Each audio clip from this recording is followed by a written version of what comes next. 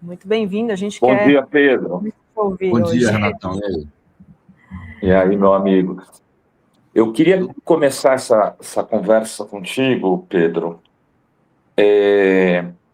pelo, pelo lance das divulgações pela polícia, das supostas conversas, vou chamar assim, do Alexandre de Moraes com o Vorcaro.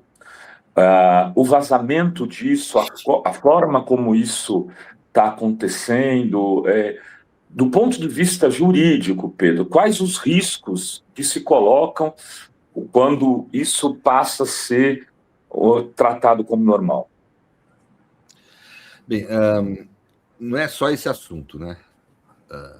A gente voltou a ter uma situação muito semelhante à da Lava Jato nesse aspecto, que é um vazamento intenso de informações.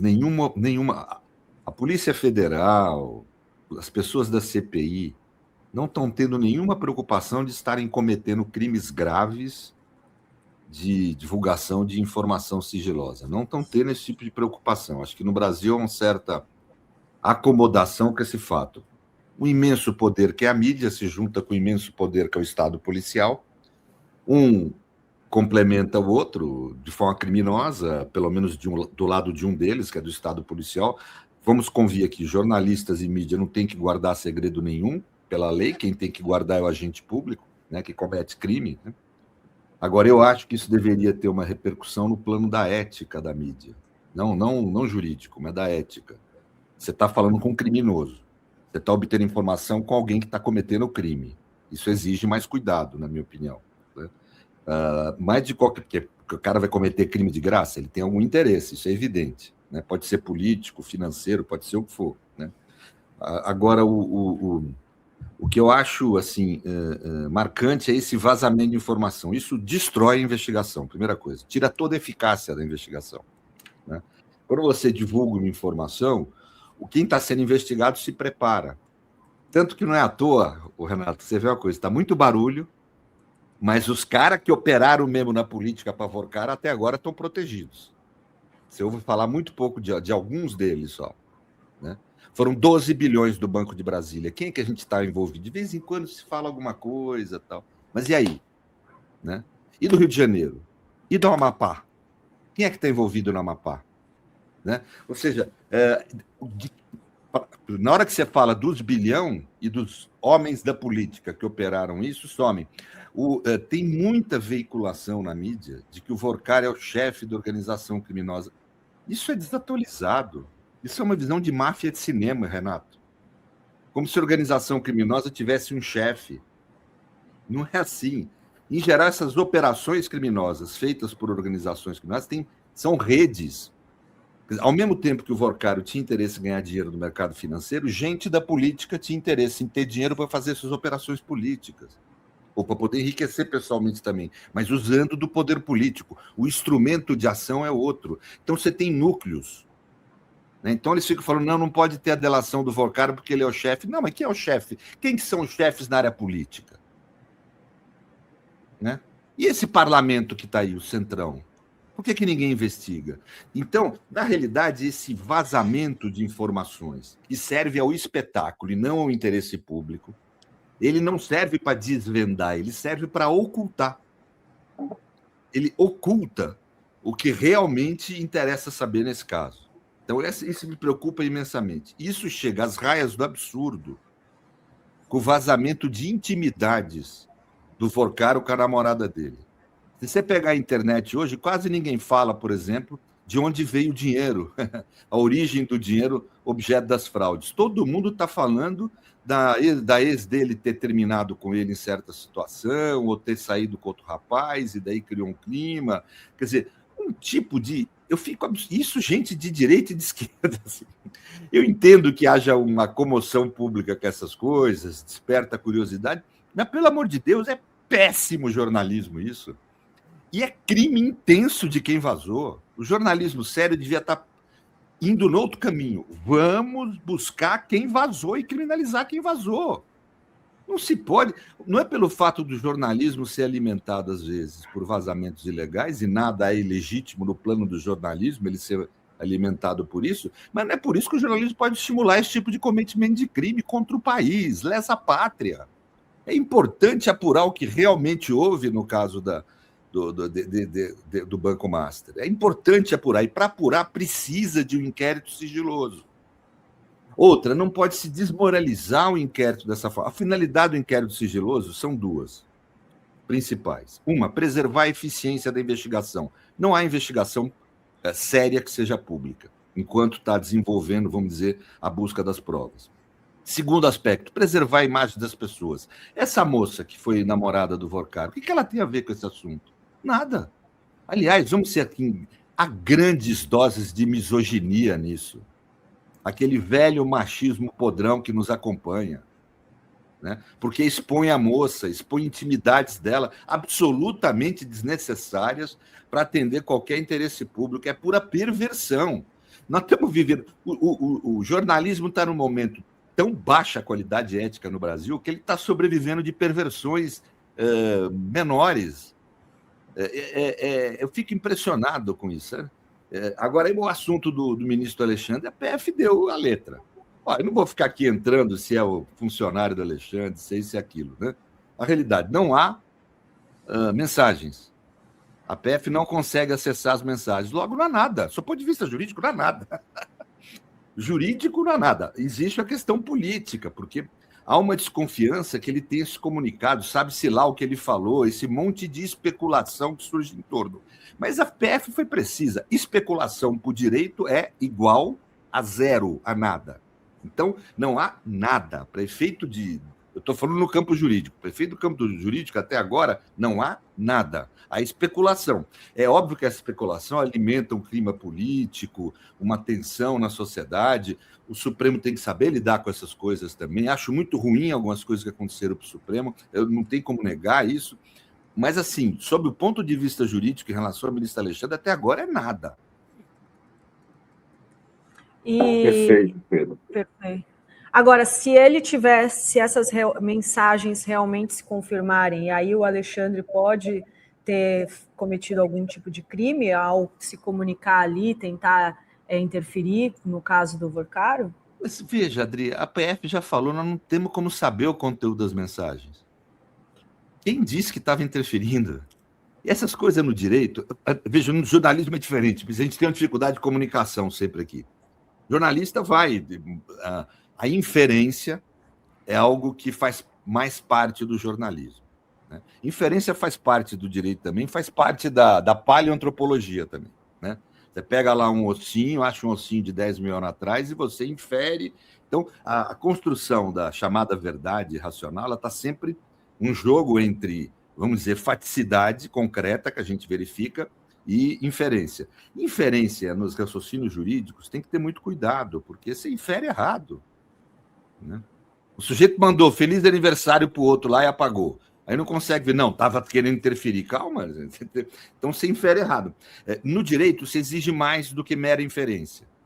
No jornalismo, eu não sei, eu estou falando, o Renato conhece essa parte, nem sei. Eu não conheço nada assim de ética jornalística, eu só chutando que eu vejo pela prática jornalística que vocês abrem muito mais para inferência, especulação, esse tipo de coisa. Só que isso para o direito é nada. É nada. Precisa ter fato. Qual que foi a conversa?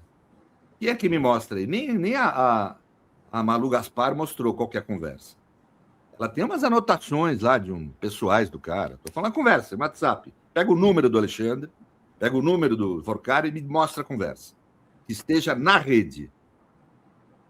É muito diferente do que foi a Vaza Jato, né, Pedro? Ali você tinha as conversas. Não, ali você tinha ali o problema era o seguinte. Você tinha um crime. Os caras invadiram, hackearam conversa de terceiro. Não há dúvida que a conversa existiu. Ela existiu na rede, estava ali. Só que o problema é o seguinte, isso torna a prova nula, para acusar alguém. Ninguém pode ser... O Moro não foi condenado, Daltan, ninguém foi condenado pelo que se verificou ali. Corretamente, nem foi processado. Tá ótimo, é isso mesmo. Só que tem uma outra discussão. E para a defesa não pode usar?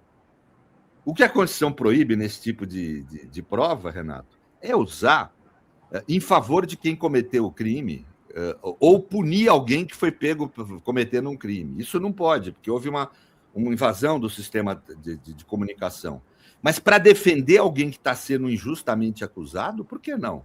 Se eu estou conversando com você e a Adri nos grampeia, e ela é acusada de ter te matado. Fala, caralho, como é que matou se o homem está vivo aí? Isso não vai poder servir de prova em favor dela? Ela vai ser acusada pelo teu assassinato se você está vivo? Então, quer dizer, é essa ponderação que o direito faz. O direito não é só regra, ele é princípios. Né? Não prejudica ninguém as provas da Vaza Jato ser usado em defesa. Agora, prejudica se for usado para acusar. O judiciário nem para defesa usou. Para mim, foi ultra comedido nisso e deixou de fixar um direito. Né? Em defesa, a possibilidade do uso da prova é sempre muito maior. Né? Agora, nesse caso, não há o fato. Veja, não há o fato. Isso quem fala não sou eu, é a Polícia Federal. Eu li na mídia aí a manifestação da perícia da Polícia Federal. Fala, não há o que falar. Você tem aqui uma conversa, seja com o número do Alexandre Moraes, não esteja, você tem uma conversa apagada, isso não é nada. A gente não consegue acessar o conteúdo. Não é nada. Zero. Entendeu? Ô, Pedro. Eu não estou defendendo o ministro Alexandre, não, nem os ministros do STF. Eu acho que o ministro Mendonça falou uma coisa certa. Se tiver ministro envolvido, nós vamos apurar. Hoje tem notícia que estão apurando coisa do patrimônio do ministro Toffoli, está na UOL. Né? Sim. Se regularmente a apuração foi encontrando fatos, se for sendo autorizado pelo Supremo, tem que ser autorizada a investigar, tem que investigar.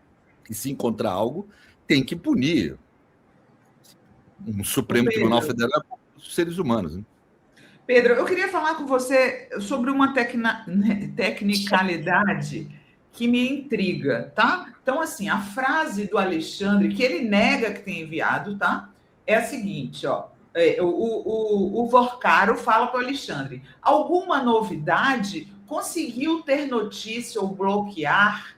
E aí a imprensa infere, né? Como você até usou esse verbo, que seria bloquear a prisão dele.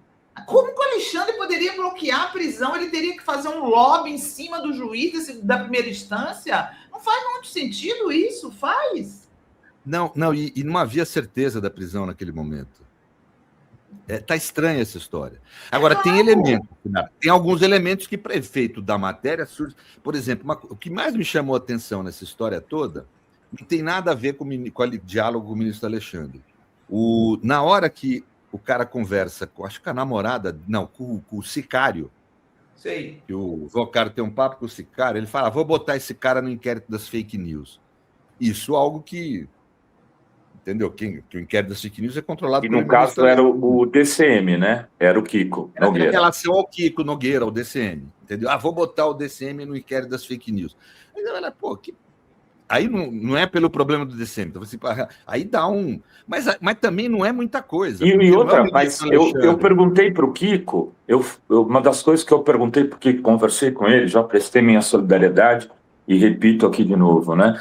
Falei, Kiko, em algum momento vocês souberam alguma coisa que vocês poderiam entrar no inquérito das fake news? Claro, e ele falou nunca.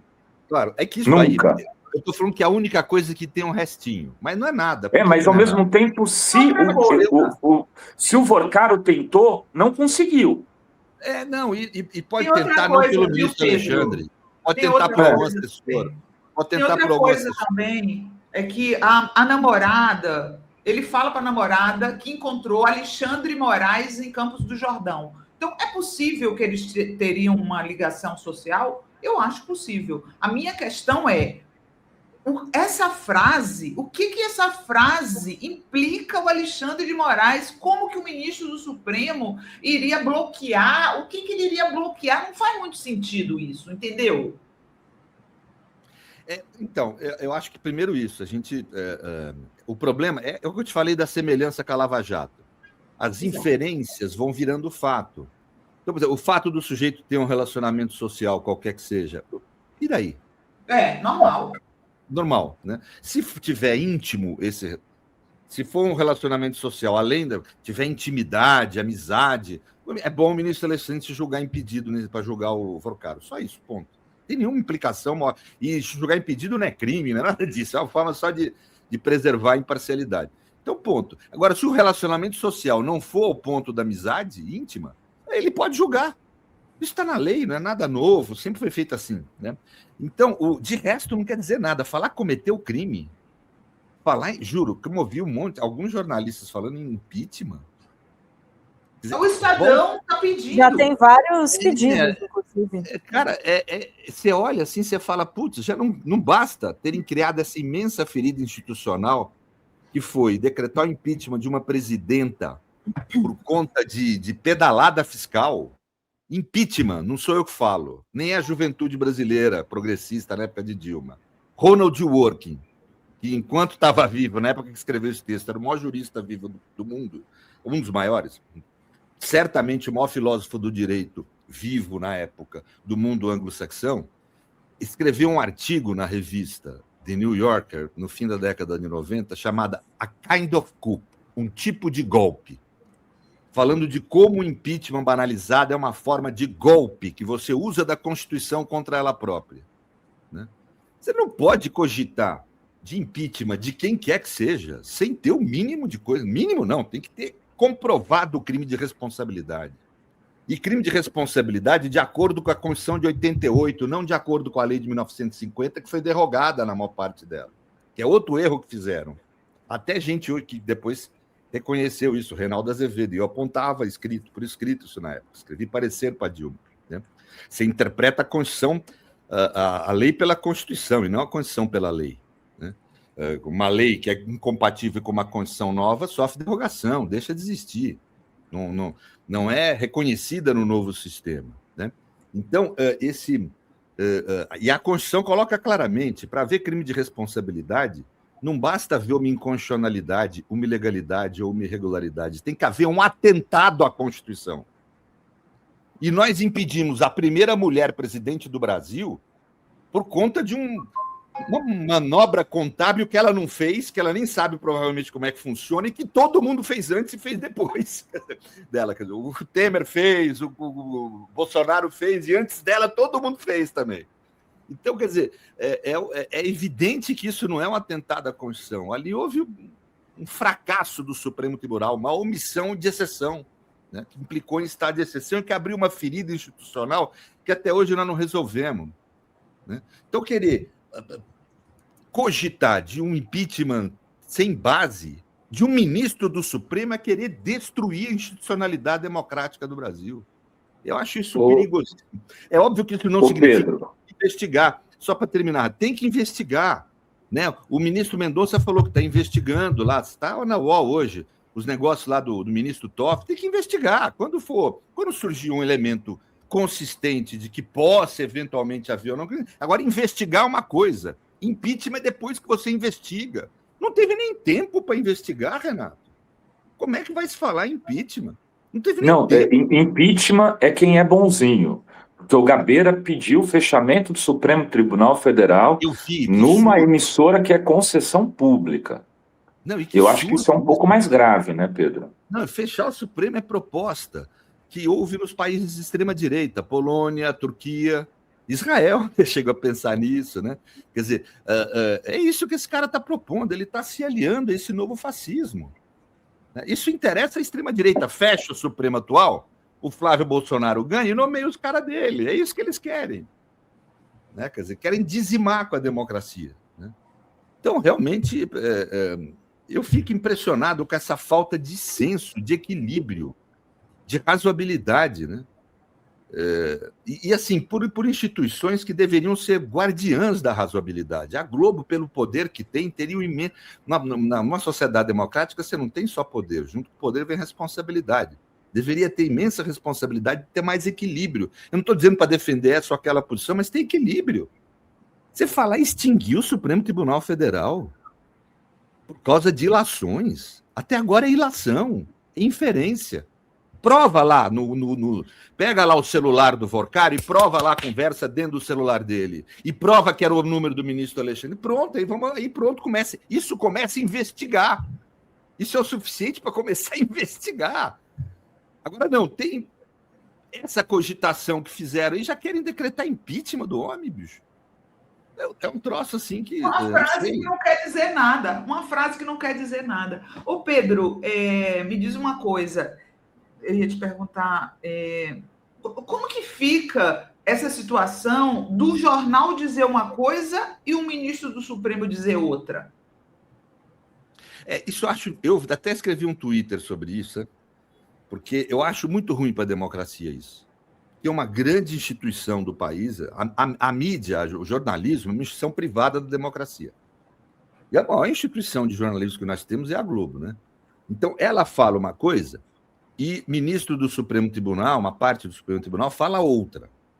E pior, não é que são diferentes, são contraditórias. Uma leva à exclusão da verdade da outra. Quer dizer, é trágico isso. Eu acho que tinha que ter cautela, calma, equilíbrio. Não estou dizendo para a Globo parar de fazer o que tem que fazer como entidade jornalista, etc., mas com equilíbrio. Né? A matéria sai com base, às vezes, em fontes sigilosas e com base em ilações, e logo vem o comentarista da Globo propor impeachment, propor extinguir o Supremo. Isso é uma falta de senso. O conjunto disso é uma falta de equilíbrio muito evidente, que só busca, obviamente, destruir o país. Assim, é uma função destrutiva, né? Mesmo que foi involuntária, mas é destrutiva. É querer acabar de vez, né? Não sei, né? Agora, O Pedro, estão querendo prender o Fábio Luiz, pelo jeito, né? Ontem saiu na Mônica Bergamo isso. Eu conversei com o Marco Aurélio Carvalho, convidei inclusive ele para vir aqui amanhã ou depois. Ele está muito preocupado. E eu estou achando que isso tudo não está acontecendo ao mesmo tempo por acaso, né? Como, por exemplo, agora os Estados Unidos pedindo, colocando como organizações narcoterroristas o Comando Vermelho e o PCC, né? Ou seja, tem um golpe aí com vários tentáculos já aparecendo aí desse povo, desse novo golpe. Mas, enfim, não é isso que eu queria... Eu estou fazendo esse comentário, mas a pergunta é sobre o Fábio Luiz. O que você achou do que foi divulgado até agora? Olha, essa situação do narcoterrorismo começa que é seletivo, né, Renato? Milícia não é narcoterrorismo? Né? Por que não? Né? Se é para PCC e Comando Vermelho ser narcoterrorista, eu acho que tem que ir milícia também. Né? E, fundamentalmente, você falar que é narcoterrorista, adianta o quê para efeito da repressão? A gente vai conseguir reprimir melhor? Não, isso só pode ser um discurso que justifica alguma ação militar dos Estados Unidos aqui. Né? O que pretende fazer essa justificação. As razões políticas disso, para mim, estão claras. Né? Se você pegar os dados de opinião pública, é impressionante. A gente tem aí esse apoio intenso ao bolsonarismo e tal, mas nós temos um amplo apoio, inclusive no eleitorado de Bolsonaro, à democracia. E não só no Brasil, na América Latina. E não é qualquer levantamento de empresa que faz levantamento de eleição e sempre. Não, são, vamos dizer, institutos extremamente sérios, né, como o Latino Barômetro, que aponta isso. Quer dizer, faz medições mais profundas, etc. E mostra que há ao contrário do primeiro mundo, em que há um grande questionamento quanto à legitimidade da democracia. Aqui na América Latina, nós ainda validamos a democracia, talvez porque tivemos a experiência das ditaduras e tal. E é popular isso. Eu estou falando. Isso está.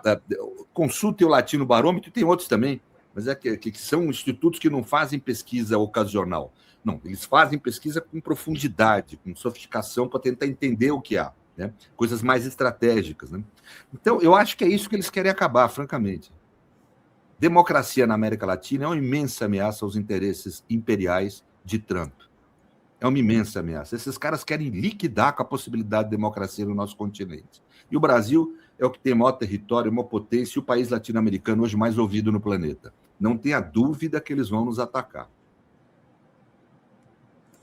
E sob o argumento de defender a democracia, né, Pedro? Que é mais. Não, claro, mas é sempre assim, o nazismo também.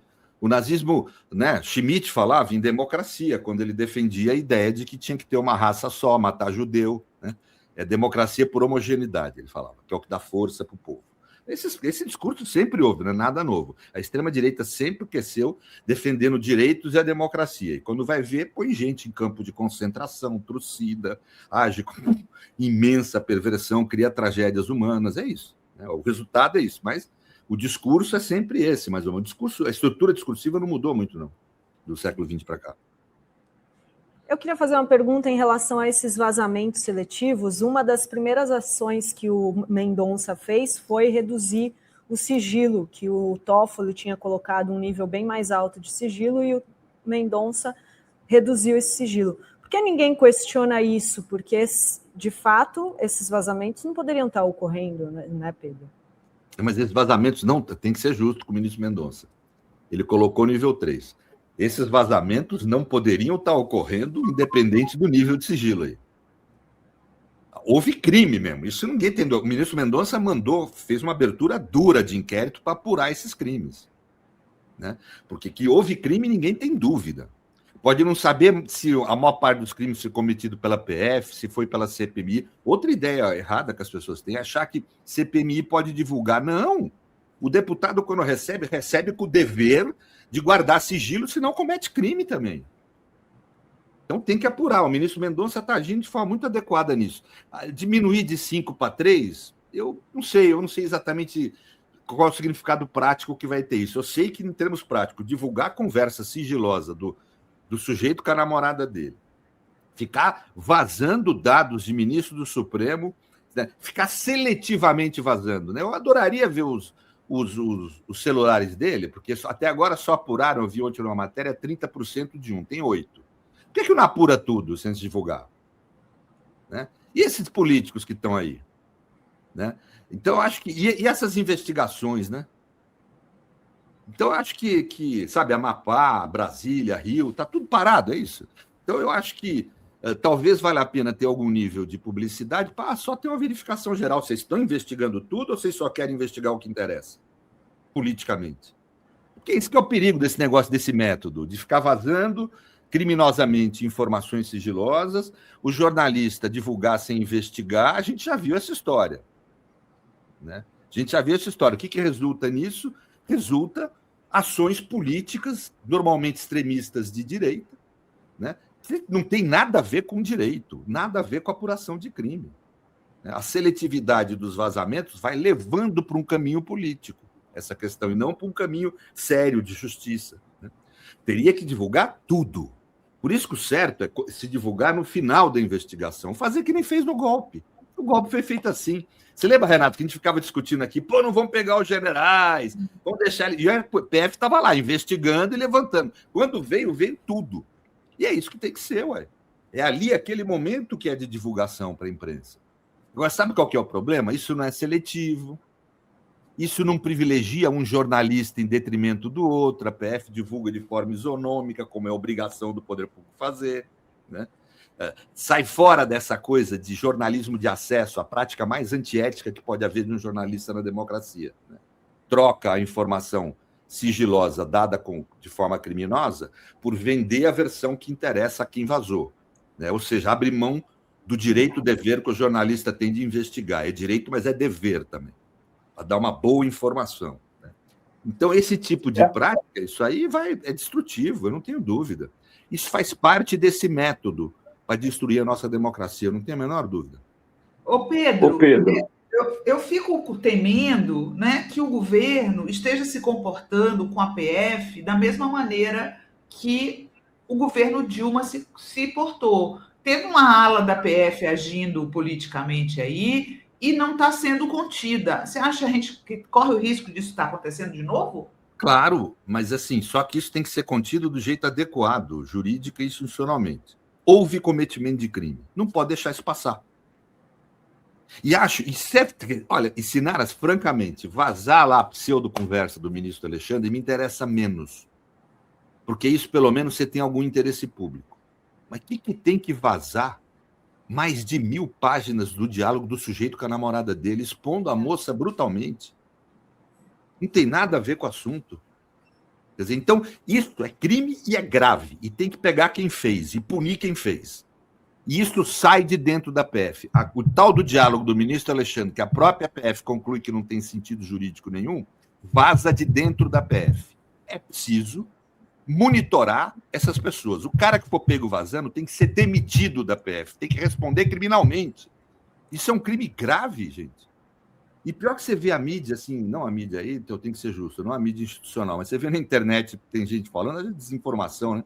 Mas estão querendo censurar, né? Quando vazou o negócio lá da Receita Federal. Que é isso, gente? Receita Federal tem o dever de não abrir sigilo. Polícia Federal é pior, porque quando ela abre o sigilo, ela está prejudicando a própria investigação.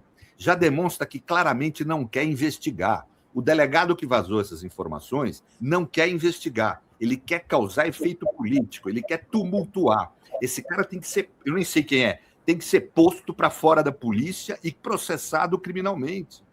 É isso que o governo não pode deixar passar. Isso o governo não pode, Sinara. Tudo bem, diz que o Mendonça quis afastar o diretor da PF do acesso à investigação. Isso ele pode fazer no plano judicial até. Nem sei se pode fazer. Acho uma interferência indevida. A PF tem suas regras de funcionamento, né?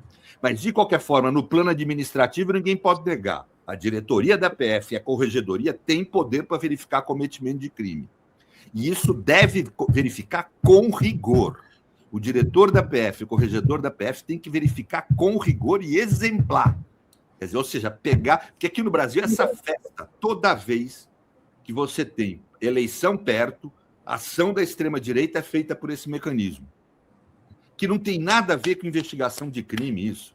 Isso aí, o cara tem acesso às primeiras informações, faz um espalhafato do diabo na mídia e depois não resulta em nada porque não houve investigação séria. Porque não tem como haver investigação séria se não for sigilosa. Então é algo que contraria muito o interesse público, vulnera a intimidade de pessoas, dessa moça, por exemplo, né, vulnerando os direitos dela, para satisfazer o espetáculo e não o interesse público. Para o sujeito ganhar joinha na internet e não para realizar o interesse da sociedade, da comunidade, o interesse moralmente mais correto, né? Não só juridicamente mais correto. Ou seja, uma prática imoral, abusiva, sabe? Que pertence ao que a Ana Arendt chamava de mal extremo, a falta de reflexão que gera extremismos, no fundo, de caráter perverso. Quer dizer, estão destruindo a vida dessa moça aí. Para quê? O que ela tem a ver com isso? O que ganha? É um puta prazer perverso de quem para na TV para olhar essas coisas. Pô, sabe, um troço perverso isso, pô. E fazem isso porque é mulher. Se fosse homem, estava batendo palma, né? Então, eu acho que esse quadro que a gente está é muito negativo, é muito ruim mesmo. E tem que falar que é ruim. É que nem a gente fez na Lava Jato. Quando a gente começou a criticar, era só nós, né? 3, 4 pessoas. Tem que agora bater, falar, não é esse o jeito de fazer as coisas. O cara tem que ir para a cadeia, tem que morrer na cadeia. Esse cara fez um monte de fraude, crimes de todo jeito, está muito evidente isso, né? Depois do devido processo legal e tudo. Mas a questão não é essa. Estão ajudando o Porcaro quando falam isso. Você vai ver, vai ter um monte de prova nula, um monte de problema depois, porque os agentes da PF que vazam, que cometem crime, são criminosos. Estão querendo combater o crime, cometendo um dos crimes mais graves que um policial pode ter por intenção política, não é por ingenuidade. Né? Então, nós temos que. O governo tem que. As instituições brasileiras, o Ministério Público, a própria PF, o Supremo e o Executivo têm que agir com rigor nesse caso. Gostaria de ver o Legislativo como uma CPMI do sigilo. Isso eles não cogitam, né? Eu acho que, em algum momento, para poder trazer o mínimo de moralidade na vida pública brasileira, vai ter que se ver essa questão do crime de sigilo. E eu não estou envolvendo aqui nenhum jornalista. O jornalista tem direito a divulgar informação. Agora, o agente estatal não deve divulgar aquilo que é sigiloso. Se fizer isso, é crime e tem que perder o cargo público, no mínimo. Agora, em relação ao jornalista, uma conversa que a gente está tendo aqui, eu e a Sinara, eu queria te ouvir em relação a isso, Pedro. Porque o jornalista tem garantias legais para exercer a profissão, para publicar e tal, desde que ele não pratique crime. Né? Desde que ele não pratique crime. Por exemplo, o site que recebeu 2 milhões de reais para vender, para usar informações sigilosas, capturadas de forma criminosa pelo Vorcaro e para publicar como se fosse uma matéria jornalística, pode ter implicações,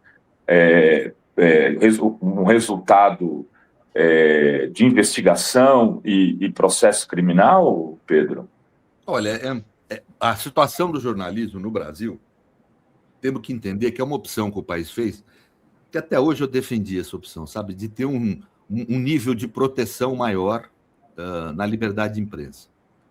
Você pega os Estados Unidos, por exemplo, se um jornalista desse é chamado lá e fala, me dá a tua fonte, e qualquer um desses jornalistas que recebeu informação sigilosa, eu quero saber qual que é a tua fonte, chama aquela do Globo, esse rapaz aí, me entrega a sua fonte. Se ele não entrega, ele sai preso, sem inquérito, sem direito de defesa, por até 18 meses. E isso não é só criação de jurisprudência, não. Está no Código dos Estados Unidos da América. É o Contempt of Court, que é chamado. Né? Ou seja, nós optamos por não ir por esse caminho, que eu acho que foi correto. Nós fazemos uma blindagem no direito de fonte. Né? Então, francamente, eu acho que na dúvida em favor do direito de livre imprensa. Eu não acho que essa questão do vazamento, o foco deva ser jornalistas.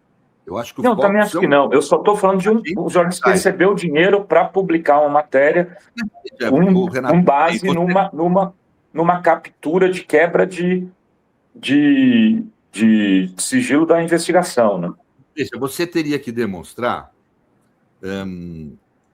assim... Para mim, para o jornalista responder por estar divulgando uma informação sigilosa, só se ele pagou para obter. Ou seja, e aí ele não responde pela divulgação, ele responde pelo crime de corrupção. Ele corrompeu para obter uma vantagem. Nesse caso, o jornalista recebeu uma grana. Você vai falar, é antiético? Tá, tudo bem. Acho que a imagem do cara tem que se debater publicamente, há um amplo interesse público em se debater esse tipo de prática jornalística, mas crime eu não vejo. Você pode receber uma grana minha para falar bem de mim. Você vai falar, pô, que merda de jornalista.